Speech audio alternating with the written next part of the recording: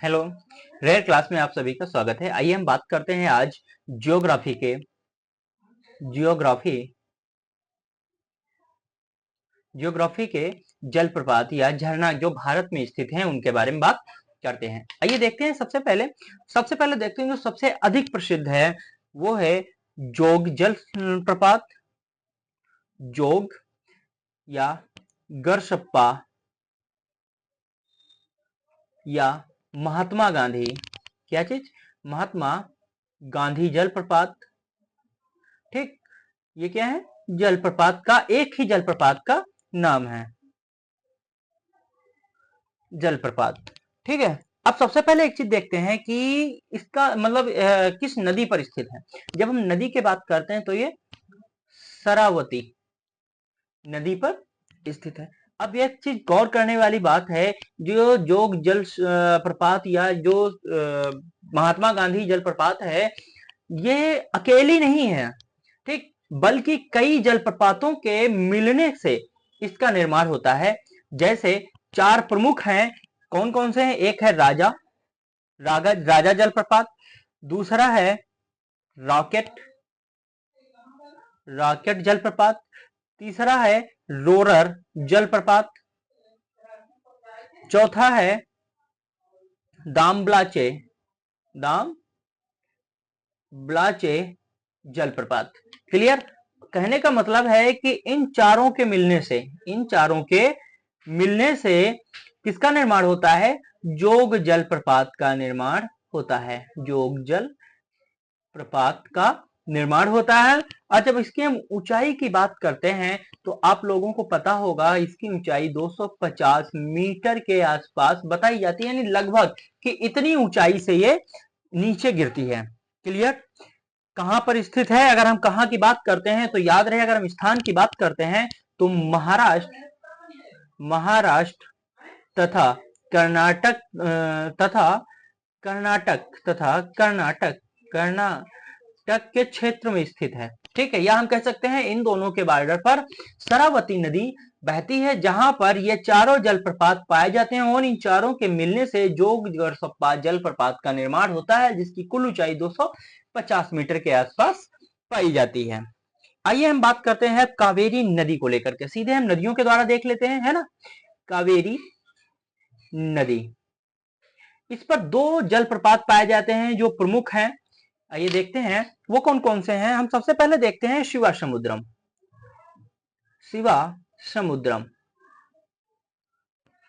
ठीक, शिवा समुद्रम जलप्रपात, यह लगभग 100 मीटर के आसपास है। ठीक, 100 मीटर के आसपास ऊंचा है। इस पर क्या है? जल विद्युत का निर्माण होता है। जल विद्युत का निर्माण होता है। क्लियर? दूसरी एक है होगेन कॉल जलप्रपात। कौन सी है? होगेन कॉल जलप्रपात है, जो लगभग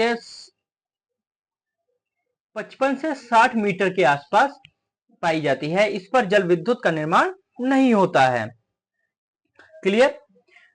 कावेरी हो गई। आइए हम बात करते हैं नर्मदा नदी को लेकर के। नर्मदा नदी पर जो प्रमुख जलप्रपात निर्मित हैं वो कौन कौन से हैं, हम एक बार देख लेते हैं। सबसे पहले देखते हैं कि हम जानते हैं धुआंधार जलप्रपात। क्या चीज?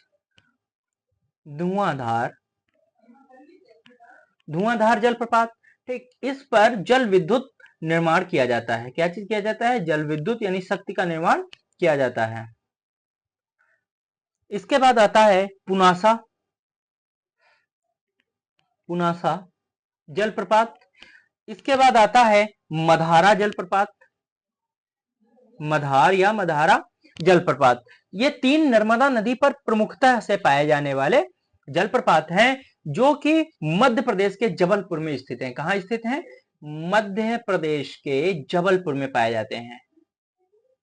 जबलपुर में पाए जाते हैं। उम्मीद करता हूं आप लोगों को ये समझ में आ रहा होगा। देखो स्टेप बाय स्टेप लिख रहा हूं कि जैसे हम बात करते हैं गरसप्पा या गांधी या फिर जोग जलप्रपात की, ठीक है, तो शरावती नदी पर स्थित है। ये चार प्रपातों के मिलने से इसका निर्माण होता है, या फिर हम चारों प्रपात जब एक साथ मिल जाते हैं तब हम उसे जोग जलप्रपात या फिर गरसप्पा या गांधी जलप्रपात कहते हैं, जिसकी ऊंचाई 250 मीटर है, शरावती नदी पर स्थित है, क्योंकि ये चारों भी शरावती नदी के द्वारा ही निर्मित है।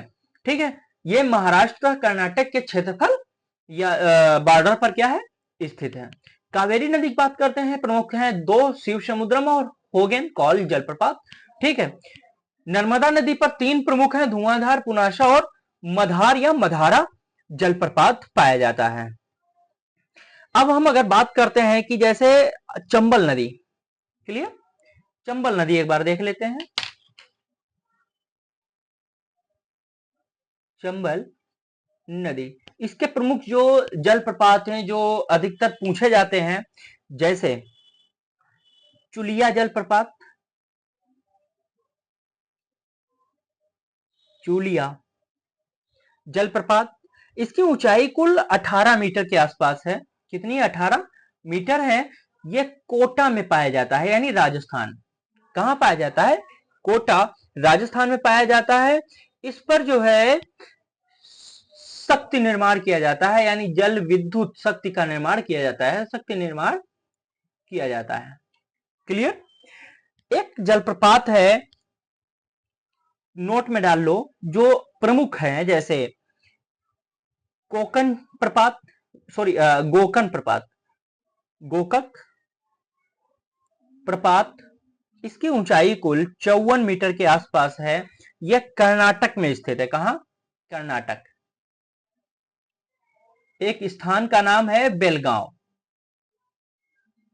मोस्ट इंपॉर्टेंट हम स्थान का नाम इसलिए दे दिए हैं क्योंकि 1924 में, कब, 1924 में महात्मा गांधी जी ने क्या किया था यहाँ पर बेलगांव में, मतलब यहाँ नहीं, हम गोकक प्रपात की बात नहीं कर रहे हैं, हम बेलगांव की बात कर रहे हैं। महात्मा गांधी ने कांग्रेस का अधिवेशन किया था, कब किया था, 1924 में।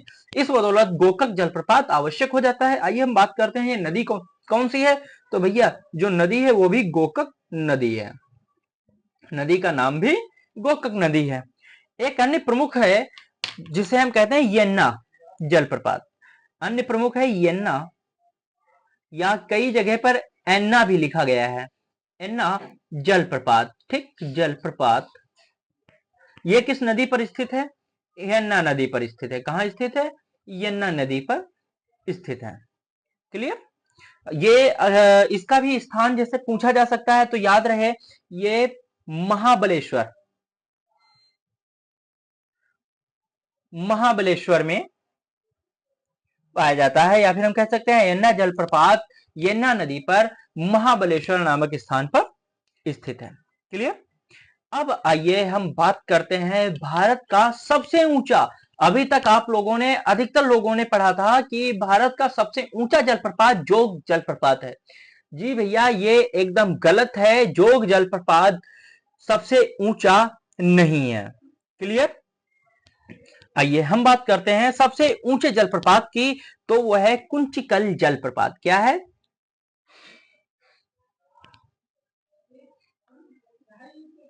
कुंचिकल जलप्रपात सबसे ऊंचा क्यों है, क्योंकि यह लगभग 455 मीटर की ऊंचाई से गिरता है। क्लियर।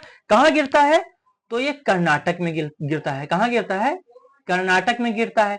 अब बात करते हैं यह कुंचिकल जलप्रपात किस नदी पर प्रवाहित होता है, या किस नदी पर झरने का निर्माण होता है। आप लोगों ने एक नदी सुनी होगी, वराह नदी।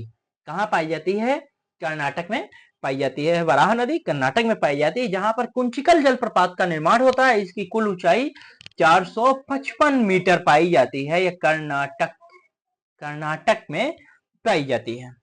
क्लियर। आज से आपको उम्मीद करता हूं ये याद रहेगा, ये भारत का सबसे ऊंचा जलप्रपात है, सबसे ऊंचा जलप्रपात है। कहां का, भारत का। क्लियर। आइए हम बात करते हैं, सबसे ऊंचा जलप्रपात हो गया, कुछ है जैसे हुंडरू जलप्रपात। हुंडरू जलप्रपात यह स्वर्ण रेखा नदी पर स्थित है।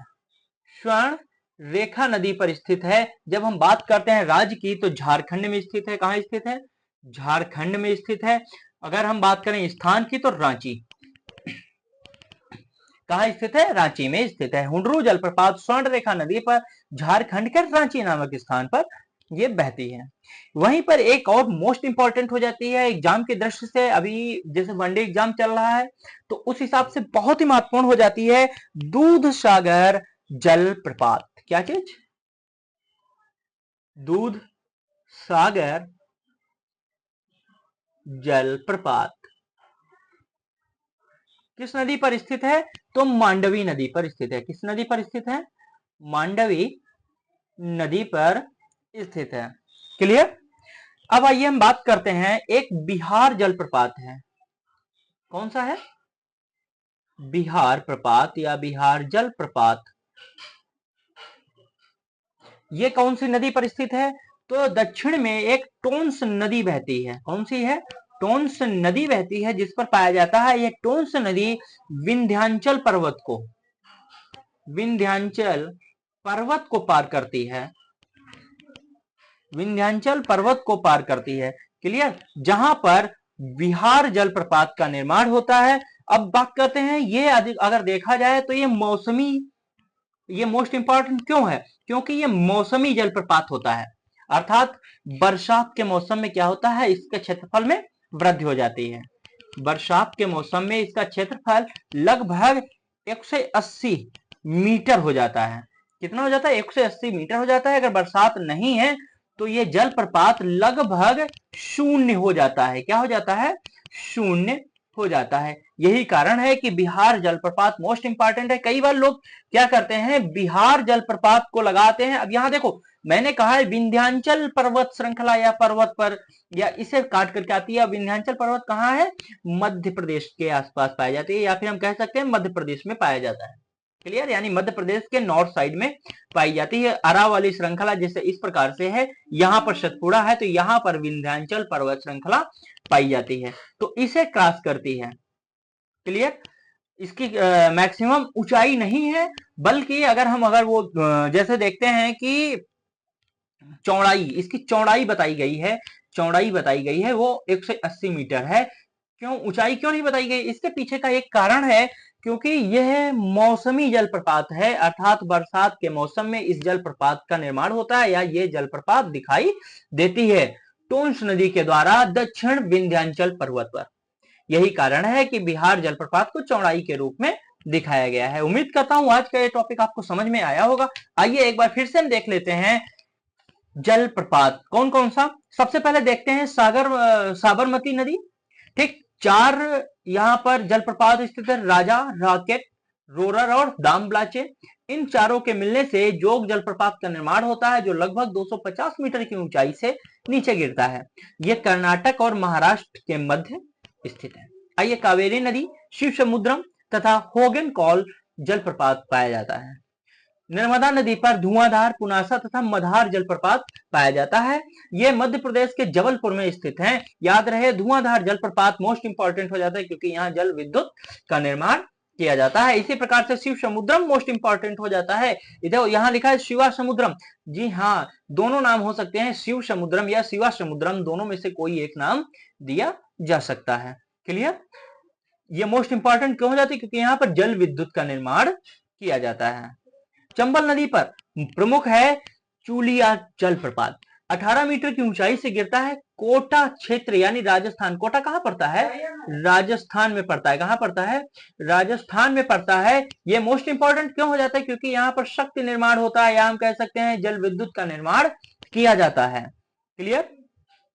यह किस नदी पर स्थित है? तो चंबल नदी पर स्थित है, या फिर कह सकते हैं चुलिया जलप्रपात चंबल नदी के द्वारा निर्मित की जाती है। क्लियर?